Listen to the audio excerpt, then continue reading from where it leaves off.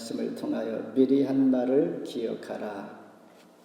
지난달 BC주에서는 지구의 온난화 현상 중에 열도 영향으로 수많은 사람들이 죽어갔고 또한 300여 곳에 산불이 발생했었습니다. 여기서 말하는 열도움이라는 것은 탄소 배출로 인하여 지상 5에서 7km 정도의 발달한 고기압이 정체되어 마치 운동 경기장에 돔을 형성한 뜨거운 그런 모양의 공기층을 말합니다. 이 뜨거운 공기를 가두어 둔 것이죠. 마치 압력밥솥과 같은 것. 앞으로 갈수록 더 하다고 하는데 그 원인은 탄소를 배출하기 때문이라고 합니다. 그래서 앞으로 10년 이내에 허다한 대부분의 차량들이 이제 전기차로 바뀌어진다고 합니다. 아마도 캐나다에서는 아예 100% 전기차로 이제 바뀌어질 것인데, 이런 현상들은 오늘 우리가 살아가는 이 환경 오염과 또한 불순물로 인하여 또한 우리가 기억해야 할 것은 이런 상황들을 예측하면서 내일을 바라보며 살아가야만 하는 시대에 우리가 서 있는 것입니다. 코로나 시대로 우리가 다 끝나가는 듯하나 우리는 늘 변함없이 예상치 못하는 환경들이 우리 앞에 직면하게 됩니다. 그러면서 하나님께서 우리를 향하여 하나님께서 하신 말, 사도들에게 전하는 이 말을 기억하라. 이 말씀 붙들면서 우리는 늘 환경의 변화 속에서도 굳게 서야 할 필요가 있는 것입니다. 유다서 1, 2절에 보면 예수 그리스도의 종이요 야고보의 형제요 주님의 부르심을 받은 자, 그분이 바로 예수님의 친동생인 이 글의 저자 유다입니다. 그래서 그는 3절에서 단호하게 이렇게 말합니다. 믿음의 도를 위하여 힘써 싸우라. 이 표현은 이제는 우리가 지켜보고 왔었지만은 이제는 지켜보는 정도가 아니라 전투적으로 임해할 때다라고 경고하고 있는 것이죠. 왜냐하면 거짓 선생들로 인하여 내가 불신앙이 내 안에 들어오면 급기야 나의 신앙을 지켜갈 수 없기 때문에 우리는 늘 지켜보면서 사도들이 한 말을 기억하는 것입니다. 하나님께서는 당신이 택한 백성을 사용하실 때에 그들이 열망이 있고 훌륭한 환경을 가졌을 때가 아니라 맡겨진 양을 잘 칠 때에 광야에서 모세를 부르셨고 그간 열심히 양을 치는 목동이었던 이새의 아들 다윗을 택하여 이스라엘 왕으로 세우시고 사용하셨습니다. 이 말은 우리가 늘 살아가면서 하나님께서 하신 말씀을 지키며 그 말씀을 기억하면서 하나님께서 하신 말씀, 그렇지 그 말씀이 지금 환경을 상황을 나를 지키게 하시니 말씀 기억하며 살아가라, 이런 말입니다. 함께 은혜 시간 되기를 바랍니다. 먼저 12절에 보면 너희 애찬의 암초다. 12절 같이 한번 읽습니다. 시작. 그들은 기탄 없이 너희와 함께 먹으니 너희의 애찬의 암초에 자기 몸만 기르는 목자여 바람에 불려가는 물 없는 구름이여 죽고 또 죽어 뿌리까지 뽑힌 열매 없는 가을 나무여. 영국의 수상 처칠이 있었습니다. 그분을 태워가는 승용차가 과속에 걸리자 경찰이 운전수에게 면허증을 요구합니다. 그 운전수가 말하기를 수상께서 타셨습니다. 하지만 과속 스티커를 내가 발부해야 합니다. 수상이 또 말합니다. 이봐, 내가 누군지 알아? 예, 수상 카카 내가 잘 압니다. 거침없는 경찰관을 향하여 이렇게 말할지라도 경찰관은 자기의 임무를 다해야 함으로 면허증을 요구하고 티켓을 발부합니다. 거침없는 이 경찰관을 향하여 특진을 시키라 명령합니다. 더한 경찰관은 이렇게 말합니다. 과속차를 단속하는 일로 특진하는 경우는 없습니다라고 거절했다는 예화가 있습니다. 여기서 우리는 무엇이 정말 중요한데 실체가 중요합니다. 겉과 속이 다른 것, 진실이 그 안에 있는 것, 아니 거짓이 그 안에 있는 것, 너의 찬의 암초, 이 말 바로 그런 의미를 가지고 있습니다. 이 말처럼 우리 안에 신앙의 믿음의 기초가 잘 예비되지 아니하면 결국 암초에 걸려 넘어질 수밖에 없는 그런 자들이므로 우리는 내 안에 신앙의 믿음의 기초를 잘 세워가야 한다. 애찬의 암초란 말은 사랑으로 충만해야 할 친교를 기탄 없이, 즉 두려움 없이 하나님을 무시하는 뻔뻔한 마음으로 하나님 앞에 대하는 친교하는 이 당시의 모습을 표현했던 것이죠. 다시 말해서 바다에 잠겨있는 암초가 있다면 물이 빠지거나 아니면 배 밑에 걸려서 배를 침몰시킬 수가 있는 그 암초가 바로 우리 신앙을 유혹시키고 미혹하는 잘못된 거짓 선생들을 이렇게 표현하고 있는 것입니다. 우리가 성경에서 불신앙적 모습을 여러 군데 볼 수 있는데 그 중에 5절에서 언급했던 것처럼 주께서 백성을 애굽에서 구원하지 하고 믿지 않는 자들을 멸하셨으며 이 표현을 합니다. 이스라엘 백성들이 출애굽할 때였습니다. 이제 그들은 긴 여정을 마치면서 가데야 바네아라는 곳에서 가나안 정탐꾼을 12명을 보내게 됩니다.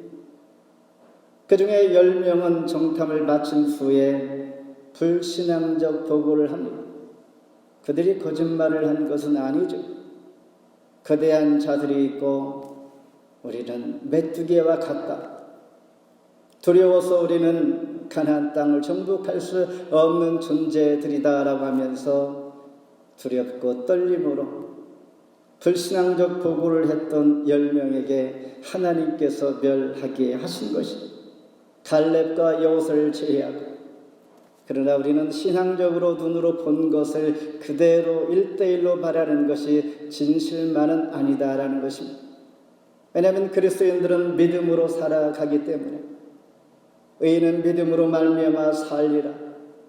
하나님께서 약속하시고 믿음으로 나아가라 했을 때는 반드시 하나님 뜻이 있음을 믿고 가는 것이 그리스도인들에게 있어서는 용기요 신앙인 것입니다. 그래서 불신앙적 보고를 했던 10명은 한 명도 가나안 땅에 들어갈 수가 없었던 것처럼 오늘 본문에서 이런 불신앙적 모습이 최종적인 운명이 어떻게 되는가 11절에서 이렇게 말하고 있습니다.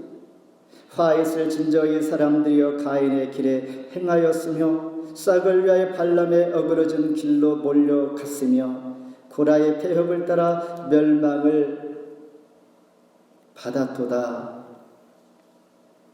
가인의 길, 발람의 길, 고라의 길, 이런 길들을 따라갔던 자는 다 멸망했다라고 지금 말씀하고 있는 것이죠.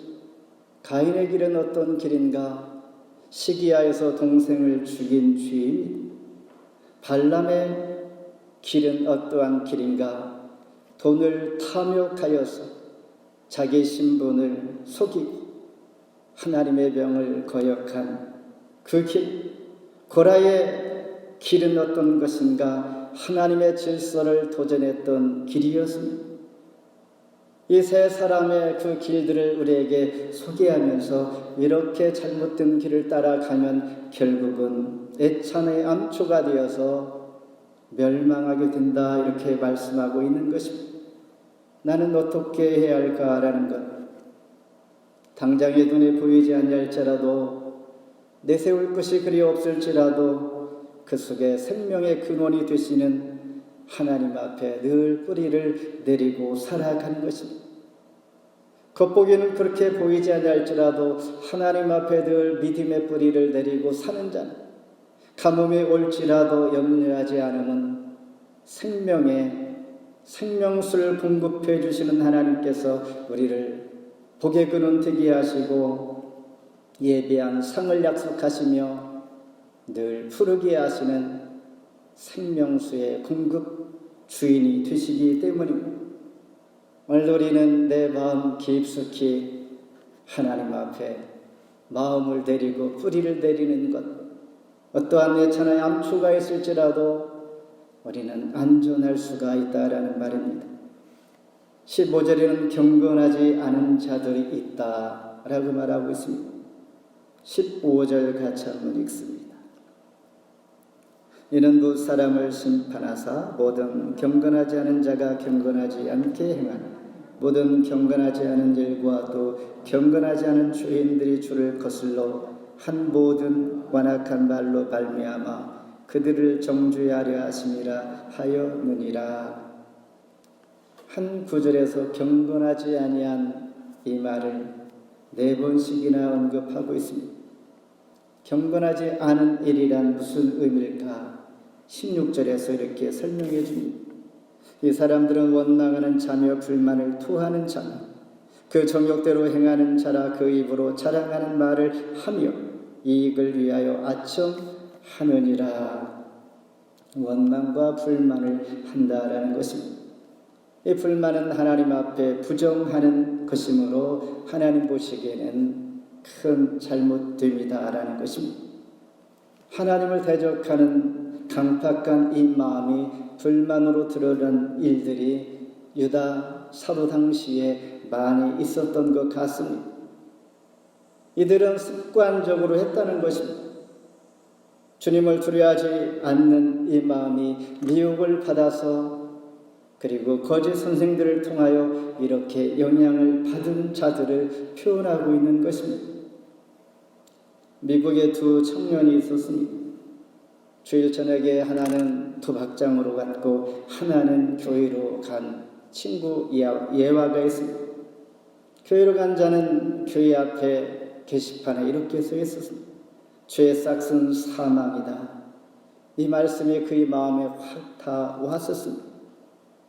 그러면서 2 친구는 서로 다른 길을 갔고 30년 후에 이렇게 서로가 변화된 모습을 보게 되는데 도박장으로 간 친구는 그 결국이 감옥에 있게 되었고 교회로 달려간 그 친구는 미국의 24대 클레브랜드의 대통령 취임식을 하게 되는 이 상황, 이 취임식 광경을 옥중에서 도박장으로 간 친구가 자기 대통령이 된 취임식하는 대통령을 보게 된 것입니다. 이것은 과거의 한 이야기지만은 오늘 우리가 살아가면서 얼마든지 현실 가운데 있을 수 있는 것입니다. 지금 나의 생각과 나의 행동, 나의 목표 비전이 주를 향한 마음, 그리고 변함이 없이 늘 자기의 생활, 자기의 습관적인 그 모습으로 살아가는, 현재는 매우 작은 것, 표가 나지 않을 수 있으나 먼 훗날에는 이렇게 큰 결과를 맞이하게 된다라는 것입니다. 그러면서 우리는 주의 말씀을 늘 기억하며 살아가는 것, 실수하고 또 실수하고 회개하고 잘못을 하나님 앞에 용서를 구하지만 그 가운데 우리 믿음이 하나님을 찾아가는 것, 그 가운데 열매를 맺게 하시고 하나님께서 선하게 역사하시는 것입니다. 그러면서 20절로 21절까지 주의 말씀을 기억하며 따르는 자는 이렇게 하라. 믿음의 자기 자신을 잘 세워가야 한다는 것. 그리고 늘 성령으로 기도하며 사랑 안에서 자기 자신을 지키며 그리스도의 긍휼을 기다리라. 그리하면 그 마지막에는 영생에 이를 것이다 라는 것.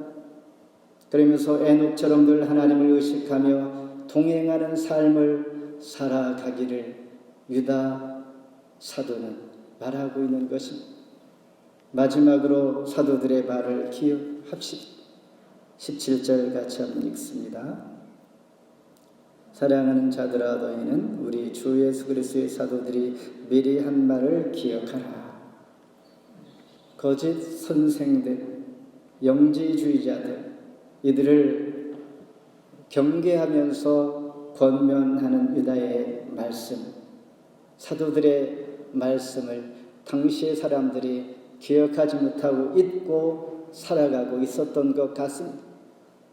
저와 여러분도 한 주 동안 세상적인 일로 바쁘다 보면 하나님의 말씀, 주일 말씀이 어떤 말씀이었는가 생각나지 않을 것입니다. 그래서 우리 한국교회는 수요 예배가 있죠. 3일 되면 다 잊어버리니 다시 한번 리마인드하고 하나님 앞에 내 자신을 추스릴 수 있도록 쉽게 잊어버리고 오늘 성전을 떠나면 금방 반납하고 가는 이 마음. 그러나 우리는 한 구절 말씀만이라도 내가 기억하면서 한 주 동안 살아야지 이런 마음을 가진다면 그래도 조금 더 기억이 될 줄 압니다. 나에게 여기까지 인도하신 하나님의 은혜 아니었다면 내가 나 된 것 불가능하지라는 생각, 하나님의 은혜를 늘 기억하는 것. 그래서 사도 유다는 사도들이 한 말을 기억하라. 영어 성경에 보면 사도들의 말이라는 것은 예수님께서 제자들에게 한 말씀입니다. 그러니까 사도들의 말을 기억하는 것은 예수님께서 직접 하신 말씀을 기억하는 것입니다. 18절에 보면 마지막 때에 자기의 경건하지 않은 정욕대로 행하며 조롱하는 자들이 있으리라 하였나니 앞으로 이런 사람이 있을 것이다. 지금도 있거니와 지금 내가 내 자신도 모르게 미혹당할 수가 있으니 하나님 말씀이 내 안에 늘 기억되어야 할 것이다. 창세기 9장에 보면 노아의 홍수 후에 무지개를 통하여 하나님께서 약속하셨습니다. 다시는 물로 심판하지 멸하지 아니할 것이다 라고 말씀하십니다. 이것이 영원한 언약이다. 하나님께서 택한 백성들에게 하시는 말씀입니다. 영원한 언약 약속 다시는 잊지 아니할 것이다. 그리고 이스라엘 백성들이 애굽에서 노예 생활하며 죽게 간절히 부르짖습니다. 하나님 노역이 너무 힘들어서 정말 죽을 것 같습니다. 부르짖을 때에 어떻게 했습니까? 하나님께서 그들을 기억하셨습니다. 그들을 기억하시고 아브라함과 이삭과 야곱에게 하신 그 약속을 기억하게 하셨습니다. 이 대목에서 볼 때는 우리가 하나님의 말씀을 기억하기 위해서 기도가 필요한 것입니다. 정말 기도하면 하나님께서 나에게 하신 지혜의 말씀들이 떠오릅니다. 기도하게 되면 하나님께서 나의 갈 길과 내가 계획하고 지금 당장 내 앞에 무엇이 필요하지라는 것을 분별하게 하시는 그 지혜를 하나님께서 주십니다. 그래서 구약 성경의 제일 마지막 성경 말라기가 있다면 말라기 마지막 4장 4절에 보면 너희는 호렙에서 온 이스라엘 위에 모세에게 명령한 법 곧 율례와 법도를 기억하라. 이것이 구약 성경의 결론과 같은 말씀입니다. 하나님의 율례와 법도를 기억하라. 하나님 말씀을 기억하라. 하나님께서 나에게 주신 말씀을 기억하라. 이 말씀을 기억하는 정도만이라도 나를 지켜갈 수가 있는 것이요 하나님께서 분별하게 해주십니다. 하나님 말씀을 기억하면 어떠한 지혜가 얻어지는가? 내가 거룩해집니다. 민수기 15장 40절에 그리하여 너희가 내 모든 계명을 기억하고 행하면 너희의 하나님 앞에 거룩하리라. 여기서 거룩이란 말은 분별하게 한다는 것입니다. 하나님 앞에 말씀을 기억하면 내 신분이 지금 무엇이지? 내가 어디에 있지? 내가 무엇을 지금 해야 할까? 고민하고 있을 때 나를 알게 하시고 깨닫게 하시는 이 분별력을 주신다라는 것입니다. 이것이 거룩입니다. 그래서 분별된 생활을 할 수 있게 하시는 것입니다. 그러니 그리스도 안에 있는 자들이 앞서갈 수 있는 이유가 여기 있는 것입니다. 시간을 낭비하지 아니하고 순간순간 하나님 말씀이 기억되어서 내 자신을 분별하게 되면서 순간순간 선택하여서 하나님 뜻을 쫓아 살게 하시는 것입니다. 말씀을 뵙습니다. 본문이 주는 교훈은 매우 명백합니다. 이단자들처럼 되지 말라 이런 것이죠. 교만하지 말고 겸손하게, 탐욕하지 말고 하나님 주시는 말씀을 기억하여 분별할 수 있는 이런 은혜를 구하라. 옛 우리말에 이런 속담이 있습니다. 엄마의 말을 잘 들으면 자다가도 떡이 나온다 이런 속담이 있습니다. 어떻게 떡이 나오는가? 이것은 사랑으로 채워졌기 때문입니다. 하나님의 말씀을 기억하는 것, 그리스도의 사랑으로 말씀이 기억되어지고 쓰여졌고, 하나님의 말씀을 기억하는 것, 하나님께서 유언과 같은 말씀으로 우리에게 진리의 말씀으로 사랑으로 채워졌기 때문에 우리에게 떡이 주어진다라는 것입니다. 그리스도인들은 더 나아가서 22절 23절에 보면 의심하는 자가 있을 터인데 그들을 긍휼히 여기며 어떤 자는 불 속에 빠져 있는데 불에서 끌어내라 이렇게 말씀하십니다. 그러면서 구원받은 우리 모두가 기도할 때에 하나님 구원의 문을 열어 주시옵소서. 하나님 복음을 잘 전하게 해 주옵소서. 하나님 복음을 전할 때 놀라운 구원의 역사가 일어나게 해 주시옵소서. 사도 유다는 매우 짧은 이 글에서 우리에게 복음의 메시지를 증거하여 생명을 불에서 구원하기까지 그런 자가 되라 말씀하면서 하나님 앞에 뿌리를 내리고 복음이 전해지는 곳에 복의 통로가 되어서 생명의 은혜가 우리 모두에게 넘치기를 원하는 것처럼 이렇게 한 주간을 살아가기로 뜻을 정한 하나님의 사람 되기를 주의 이름으로 축복합니다. 기도하겠습니다. 하나님